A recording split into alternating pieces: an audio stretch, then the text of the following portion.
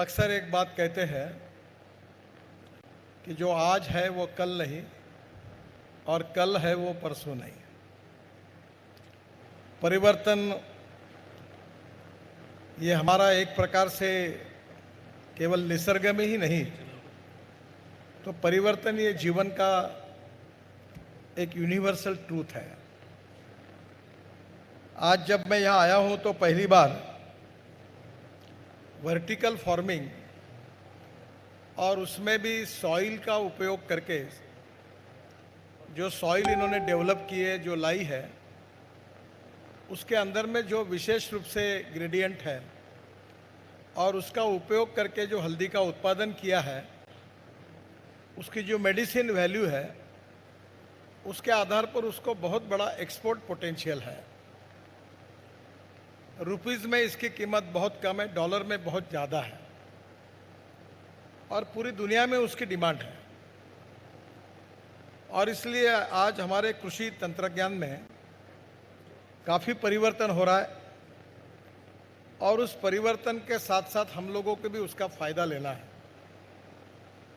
मैं बहुत बार एक बात कहता हूं कि innovation, entrepreneurship, science, technology, research, skill and successful practices, we name it as a knowledge and conversion of knowledge into wealth is the future for the country.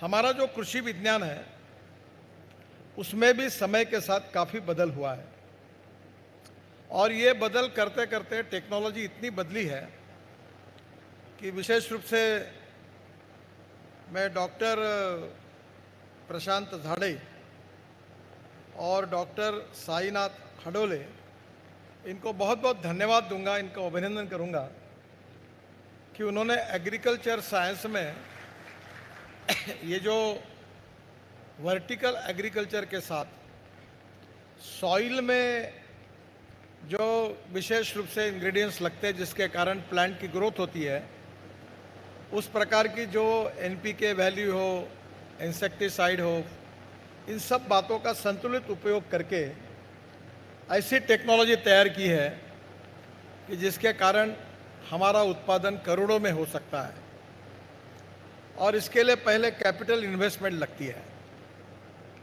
मैं भी एक साल से एक छोटा सा काम कर रहा हूँ कि वर्धा जिले में मैंने शुरू किया है, पोखरा करके स्कीम है और पोखरा स्कीम में इस प्रकार के ग्रीन हाउस के लिए अनुदान मिलता है, पर 90% अनुदान अगर मिलता है तो 10% वो किसान को डालना है, तो उसके पास वो भी नहीं है। अगर 1 करोड़ का इन्वेस्टमेंट करना है तो 10 लाख रुपए का, उसके पास 10,000 भी नहीं है। तो मैंने हमारे यहाँ, मैं जब मुंबई पुणे एक्सप्रेस हाईवे बना रहा था तो वहाँ टाटा का गुलाब के फूलों का एक बहुत बड़ा फार्म था। वहाँ का एक मेरे मित्र थे और वो जो है उनको मैंने बुलाया, वो हिंदुस्तान कंस्ट्रक्शन कंपनी में थे और मैंने उनको कहा कि मैं आपको पैसे देता हूँ, आप ऐसा करिए कि फार्म बनाने वाली मशीन खरीदी करिए। तो हमारे महात्मा कृषि कारखाने में हमने खरीद ली है और अब हमारे पास मशीन्स पूरी आ गई है और हम उसको ये पूरे फॉर्म इसको हम बना सकते हैं। तो उसका जो प्रॉफिट था वो हमने किसानों को दिया और अब 100 फार्म की बैंकेबल केसेस हुई है, दिवे साहब और वो देख रहे हैं, और उसमें मैंने उनको कहा कि चाइनीज़ वेजिटेबल आप ग्रोथ करो। नागपुर में बड़े प्रमाण पर अब चाइनीज़ रेस्टोरेंट में वेजिटेबल लगते हैं, पर उससे भी अच्छा इन्होंने अच्छा रिसर्च किया है कि ये जो वर्टिकल फार्मिंग है इसमें हल्दी में किसमें ज़्यादा वैल्यू एडिशन होगा, किसकी एक्सपोर्ट वैल्यू है और किस प्रोसेसिंग से किसका फ़ायदा कितना हो सकता है, उसका इन्होंने अच्छा अध्ययन किया है। डॉक्टर हडोले और प्रशांत झाड़े, इन्होंने इस कंसेप्ट को लाया और आज बड़े प्रमाण पर उसकी सक्सेस स्टोरी बनाई। आजकल कभी कभी डर होता है कि हम लोग जाकर किसी को अच्छा बोल देते हैं, वो कैपिटल मार्केट से पैसा उठाता है और फिर कहीं गड़बड़ हो जाती है तो लोग हमको गालियाँ देते हैं, इसलिए हम डर जाते हैं। बहुत बार मैं बायोफ्यूल पे बात करता हूँ, कोई बायोफ्यूल के पंप शुरू करता है, मेरा फोटो चिपका देता है और पैसे एक लेकर, अगर नहीं हुआ तो मुझे फ़ोन करने लगते हैं कि ये आए थे, क्या हुआ। तो मैं थोड़ा ये जब प्रोजेक्ट शुरू हुआ तो थोड़ा कॉशियस था, तो मेरे साले ने भी इनके इसमें भाग लिया, उसका भी प्रोजेक्ट सक्सेसफुल हुआ और मैं अपने यहाँ भी ये करना चाहता हूँ। और इसलिए मेरी पत्नी वो खेती देखती है, तो आज वो आने वाली थी पर आ नहीं पाई, पर वो बाद में देखने के लिए आएगी। तो हम लोग ये कोशिश कर रहे हैं कि हमारी एग्रीकल्चर प्रोडक्टिविटी कैसे बढ़ाए। The basic spirit and success story behind agriculture is how we are going to reduce the production cost. जो प्रोडक्शन करने के लिए जो एक्सपेंडिचर है वो कम कैसे करना, और जो उत्पादन है उसको बढ़ाना कैसे, और उत्पादन को बढ़ाकर उसमें वैल्यू एडिशन कैसे करना। और इसलिए विदर्भ के किसानों में इसमें बहुत काम करने की आवश्यकता है। ऐसे नए नए इनिशिएटिव में हम जब भाग लेंगे तो ये सक्सेस स्टोरी होगी। कभी कभी मुझे लगता है कि हमारे पास बहुत ही संपदा है, पर हम उसका उपयोग 2-4% भी नहीं कर पाते।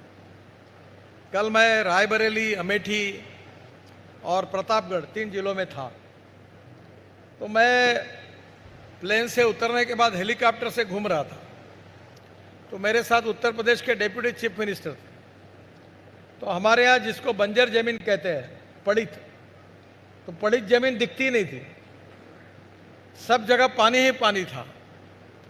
और हमारे यहाँ कोई भी ऐसा किसान नहीं होगा कि जिसके पास पड़ित जमीन नहीं होगी, क्योंकि हमारी प्रवृत्ति और उनकी प्रवृत्ति में बहुत फर्क है।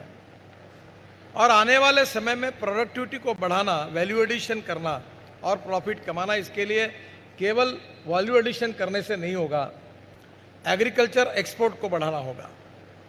और एग्रीकल्चर एक्सपोर्ट उसी समय बढ़ेगा जब क्वालिटी अच्छी होगी।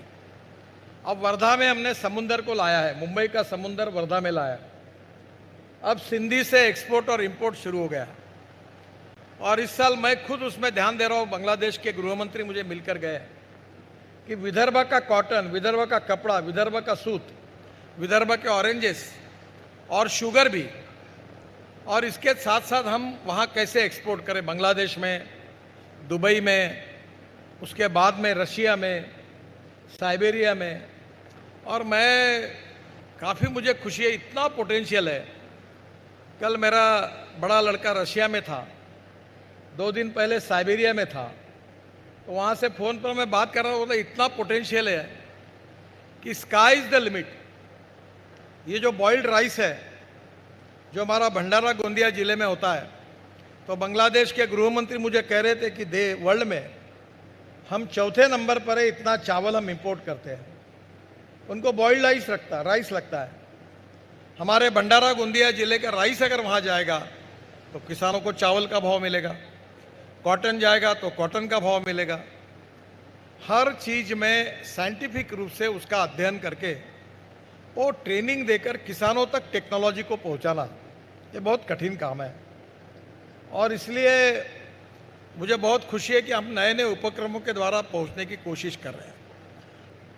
अब मैं तो ज़्यादा मीडिया सेवी नहीं हूँ, टेक्नोलॉजी सेवी, पर मेरे अब 1,80,00,000 फॉलोअर हुए हैं।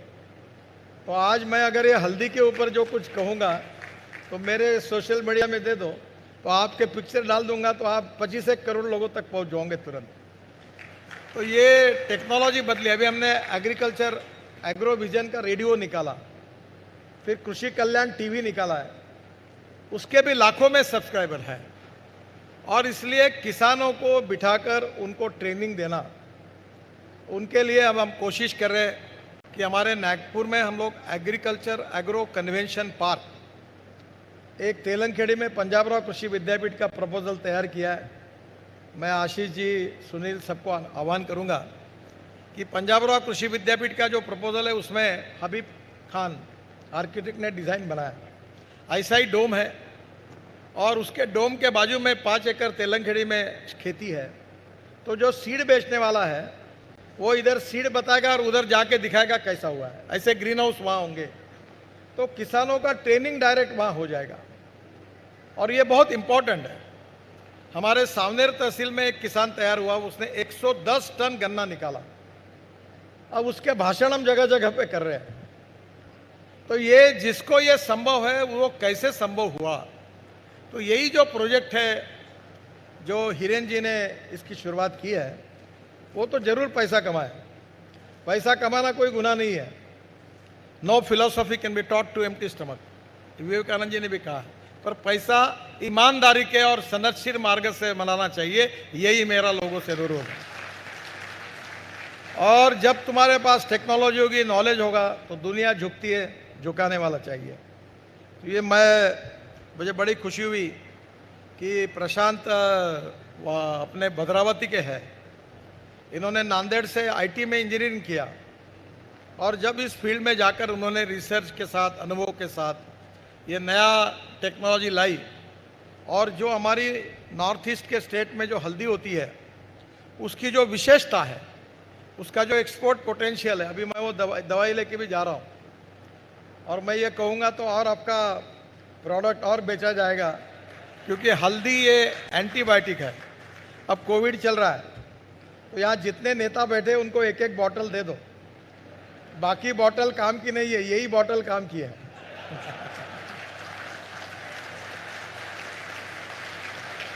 ये अब मैं दुर्भाग्यवश मैं भी बॉटल हमारे यहाँ भी बनने लगी, ब्लू लेबल। तो मैं उस दिन वो फैक्ट्री गया था, तो मुझे वो बेचारा साइंटिस्ट, वहाँ 800 महिलाएं काम करती, तो मैंने कहा ये इनको महिलाओं को क्यों रखा यहाँ? तो बोले साहब जेंट्स को रखेंगे तो वो पी लेंगे। तो वो आकर उसने मुझे स्मेल दिया, तो मेरे पत्नी ने कहा जाओ बाहर हो जाओ, ये मत खिलाओ इधर। तो मेरा तो वो बॉटल से कोई संबंध नहीं है, पर ये जो बॉटल है हल्दी की, ये एंटीसेप्टिक भी है और विशेष रूप से एंटीबायोटिक भी है, और इसलिए ये जो कफ है, इन्फेक्शंस है, इम्यूनिटी है, इसके लिए भी इसका उपाय है। तो आप एक काम करिए कि ये एक्सपोर्ट करने में दुबई में उनको बहुत पोटेंशियल है, पर दुबई का रेट ज़्यादा होगा, पर हिंदुस्तान के लिए कम रखो। तो आशीष जी अपने यहाँ के लोगों को भी ये बॉटल देके ये हल्दी का दवाई पीने के लिए आदत लगाओ, क्योंकि हल्दी आयुर्वेद में ये बहुत दिनों से बहुत ही गुणकारी ऐसी दवा है। तो मुझे लगता है कि कोविड से भी इसका रक्षण होगा और इम्यूनिटी बढ़ेगी, और इसमें बहुत ही प्यूरिटी है, क्योंकि जिस साइंटिफिक तरीके से इसकी प्रोडक्टिविटी बढ़ाई है उन्होंने, इसका कारण भी काफ़ी उपयोग है। अब ये हमारे यहाँ ग्रीन हाउसेस बन रहे हैं, ड्रोन आए हैं। अभी मेरा सपना है कि विदर्भ के हर गांव में स्प्रेइंग ड्रोन से ही होगा, और एक बोरा अगर यूरिया अगर हम फेंकते हैं तो 70% वेस्ट होता है और 30% प्लांट को जाता है। अगर ड्रोन से स्प्रेइंग करते हैं तो 70% प्लांट को जाता है और 30% वेस्ट होता है। तो 4 के बजाय 2 बैग में, 2 बैग म्हणजे 2 बॉटल में काम होगा।